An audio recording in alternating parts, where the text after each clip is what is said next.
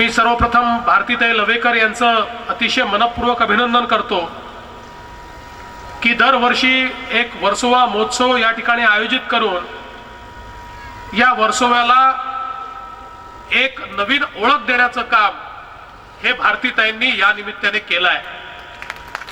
खरं तर उदित नारायणजी यांना पद्मभूषण मिळालेलं आहे, देशातलं सर्वात मोठं अशा प्रकारचा पुरस्कार आहे, पण तरी देखील आपण ज्या वर्सोव्यात राहतो त्या वर्सोव्याने आपला सत्कार केला, हा आनंद खरा मला असं वाटतं मोठा आहे आणि त्यामुळेच ते या ठिकाणी आपल्यामध्ये आलेले आहेत। सपना अवस्थी जी आहेत की ज्यांच्या आवाजाची मोहिनी ही इतके वर्ष आपल्यावर या ठिकाणी आहे, त्यांचाही सत्कार या ठिकाणी करण्याची आपल्याला संधी मिळाली।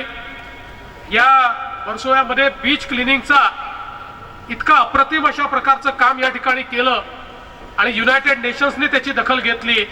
अफरोज शहाजी, मी आपल्याला या ठिकाणी आश्वस्त करतो की आपल्या या कामामध्ये सरकार देखील पूर्णपणे आपल्या सोबत राहील। आमच्या भारतीताई तर आपल्या सोबत आहेतच, पण सरकार म्हणून देखील आपली जी अपेक्षा आहे ती अपेक्षा निश्चितपणे या ठिकाणी आम्ही पूर्ण करू।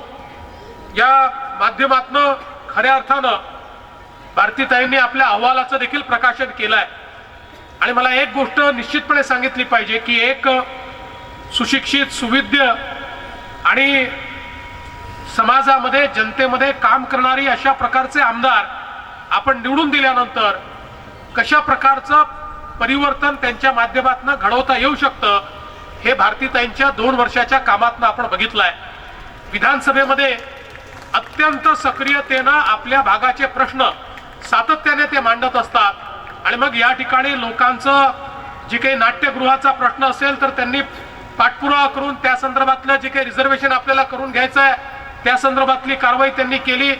या ठिकाणी ज्यावेळी डाळीचे भाव गगनाला भिडले त्यावेळी सामान्य माणसाला 70 रुपयामध्ये डाळ मिळाली पाहिजे याकरता त्याच्या वितरणाची व्यवस्था त्यांनी केली। सामान्य माणसाला जीवनामध्ये ज्या ज्या गोष्टी पाहिजेत त्या त्या गोष्टी या ठिकाणी मिळवण्याकरता सातत्याने त्यांचा प्रयत्न असतो। खऱ्या अर्थानं 4 फ्लायओव्हर की ज्याचा त्यांनी प्रचंड पाठपुरावा केला, मला असं वाटतं किमान 10 वेळा मला त्यांनी बैठका घ्यायला लावल्या। जे आपले बीएमसीचे कमिशनर आहेत त्यांना मला बोलायला लावलं। शेवटी एक दिवस मी त्यांना वैतागून म्हटलं की मला एवढे वेळ सांगण्याची आवश्यकता पडत नाही, शेवटी कमिशनर मी नेमलेले आहेत, त्याच्यामुळे मी जे सांगेन तेच ते करतील। पण त्यांना चैन नव्हता, त्यांनी सांगितलं जोपर्यंत याची मान्यता आणि त्याचं काम सुरू होत नाही तोपर्यंत मी काही चैन घेणार नाही आणि अशा प्रकारे सातत्याने मेहनत करून त्याचा पाठपुरावा करण्याचं काम हे भारतीताईंनी या ठिकाणी केलं। मागच्या वेळी ज्यावेळी या महोत्सवामध्ये मी आलो होतो त्यावेळी आपल्या कोळी बांधवांचा महत्वाचा विषय, आमचे कोळीवाडे जे मुंबई अस्तित्वात येण्याच्या आधीपासून अस्तित्वात होते, मात्र मुंबईच्या विकास आराखड्यामध्ये त्यांनाच वगळण्यात आलं होतं आणि म्हणून याच कार्यक्रमात मी घोषणा केली होती की आमच्या मुंबईच्या कोळीवाड्यांना आम्ही विकास आराखड्यामध्ये डेझिग्नेट करू, त्या ठिकाणी आम्ही ते दाखवू। आणि मला सांगताना आनंद वाटतो की त्या प्रकारचे डायरेक्टिव्ह हे महानगरपालिकेला तात्काळ आपल्या राज्य सरकारने दिले आणि जेव्हा हा डेव्हलपमेंट प्लॅन हा या ठिकाणी अस्तित्वात येईल त्यावेळी आपल्या कोळीवाड्यांचं अस्तित्व हे त्या डेव्हलपमेंट प्लॅनवर दिसेल आणि आपला जो डीसीआर आहे त्या डीसीआरच्या माध्यमातून निश्चितपणे आज जे आमच्या कोळी बांधवांसमोर त्यांची घरं ही अतिक्रमित दाखवली जातात, ती कारवाई त्याच्यावर होते, ही कारवाई आपल्याला दूर केली पाहिजे। आशिष शेलारजी या ठिकाणी आहेत, आशिष शेलारजी माझ्याकडे एक डेप्युटेशन घेऊन आले होते आणि आम्ही त्या संदर्भातला निर्णय केला आणि कोळीवाड्यांना कशा प्रकारे स्पेशल डिस्पेन्सेशन आपल्याला देता येईल की ज्या माध्यमातून आमच्या कोळीवाड्यातले जे त्या ठिकाणी घरं आहेत त्यांना आम्हाला वाचवता येईल, त्यांना आम्हाला त्या ठिकाणी नियमित करता येईल, अशा प्रकारचा देखील प्रयत्न या माध्यमातून आपण या ठिकाणी केला। 2 विषय आपले महत्त्वाचे या ठिकाणी आहेत। पहिला, या ठिकाणी जो काही गाळ साठलेला आहे त्या गाळाचं 38 कोटी रुपयाचं आपण एक एस्टिमेट तयार केला आहे आणि माननीय जानकर साहेबांच्या आपण मंत्रालयाकडे ते पाठवलं आहे। जानकर साहेब कधीच काही अडवत नाही। जानकर साहेब एक असा मंत्री आहे की ज्यांच्याकडे गेल्यानंतर त्यांच्याकडे ना हा विषयच नाही आहे, हाच विषय आहे। त्यामुळे तुम्ही काळजी करू नका आणि जानकर साहेब तुम्ही काळजी करू नका, काही कमी पडले तर आम्ही आहोतच तुमच्यासोबत, त्याच्यामुळे आपण निश्चितपणे।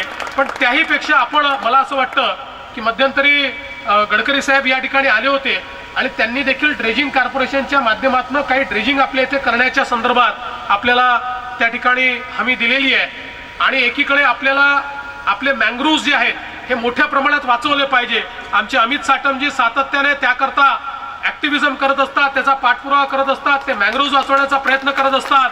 त्यामुळे अमितजी, आम्ही मँग्रोव्ज वाचवून त्याला कुठलाही धक्का न देता केवळ गाळ काढण्याइतपत ड्रेजिंग करण्याचा या ठिकाणी प्रयत्न करू की ज्या माध्यमातून ड्रेजिंगने हा गाळ बाहेर येईल आणि आपल्या इथली जी घाण आहे ती घाण देखील आपल्याला दूर करता येईल। त्या संदर्भात माननीय नितीनजींनी मागच्या काळामध्ये आपल्याला सांगितलं की त्यांचं जे ड्रेजिंग कॉर्पोरेशन ऑफ इंडिया आहे त्याच्या माध्यमातून देखील हे काम ते करण्याकरता या ठिकाणी तयार आहेत। आणि म्हणून आपण त्यांनाही विनंती करून बघू आणि त्यांच्या मॅन्डेटमध्ये जर हे बसत असेल तर ते काम आपल्याला या ठिकाणी केंद्र सरकारच्या पैशातनं निश्चितपणे करून मिळेल आणि अत्यंत वेगाने करून मिळेल आणि त्याकरता मी स्वतः निश्चितपणे लक्ष घालीन।